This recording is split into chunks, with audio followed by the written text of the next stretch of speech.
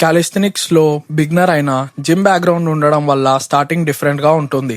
Welcome back to day 53 of calisthenics. Gym background ఉంటే calisthenics లో కొన్ని అడ్వాంటేజెస్ ఆల్రెడీ ఉంటాయి.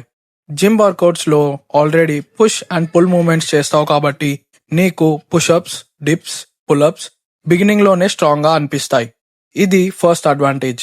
జిమ్ ట్రైనింగ్ చేసిన వాళ్ళు already form, muscle mind connection and breathing ని లెర్న్ చేస్తారు కాబట్టి క్యాలిస్థెనిక్స్ లో ఇవి డైరెక్ట్ గా యూజ్ అవుతాయి. లాస్ట్ వన్ వచ్చేసి రెగ్యులర్ జిమ్ ప్రాక్టీస్ ఉండడం వల్ల క్యాలిస్థెనిక్స్ ట్రైనింగ్ వాల్యూమ్ ని బాడీ ఈజీగా హ్యాండిల్ చేసుకోగలుగుతుంది.